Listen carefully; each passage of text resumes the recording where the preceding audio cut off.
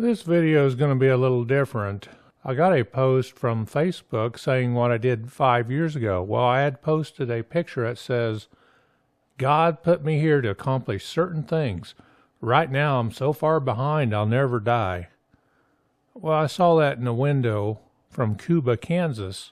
I thought, well, and I've done some YouTube videos, or watched some YouTube videos, I should say, and it inspired me to go back to the Cuba pictures I did 5 years ago. The reason I went to Cuba, Kansas 5 years ago was it takes me back maybe 20 or 30 years ago. We would go to the library, pick out books on photography, glance through them, and there were certain photographers that would do some essay type work for certain towns in Kansas. One was Cuba, Kansas.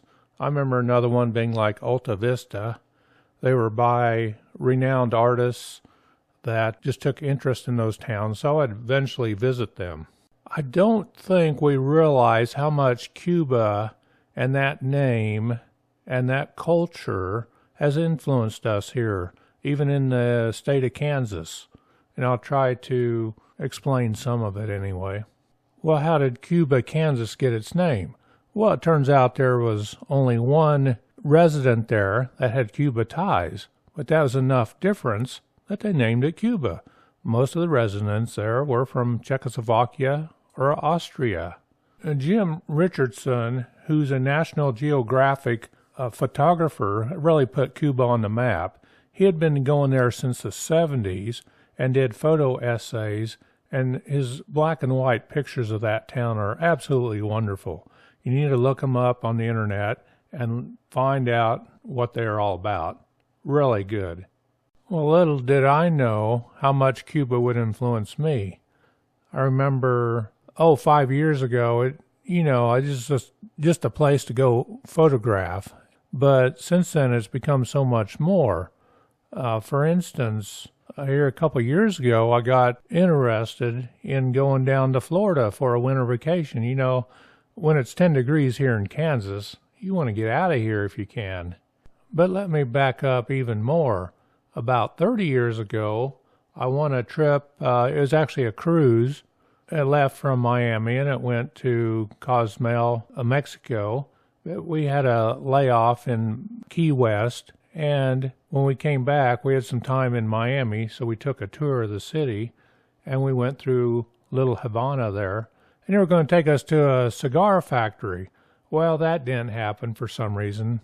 But, that kind of laid the groundwork for what was to come.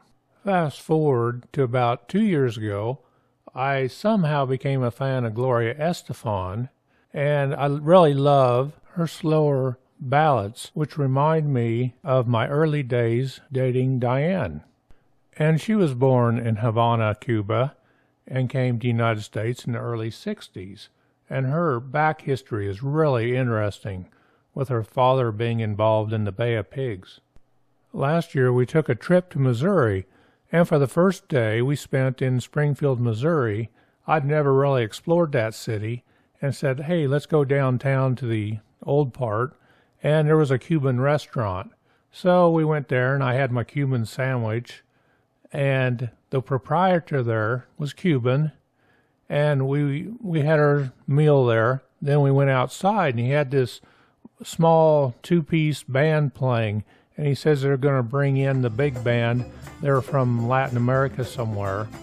And I told him about my obsession with Gloria Estefan and how she reminds me of Diane. And he looks into her eyes and said, oh, I can see the resemblance. We also love to follow Traveling Robert on YouTube, and he was born in Havana and grew up in Miami. Oh, by the way, our local Coneburg Inn in Peabody serves a pretty mean Cuban.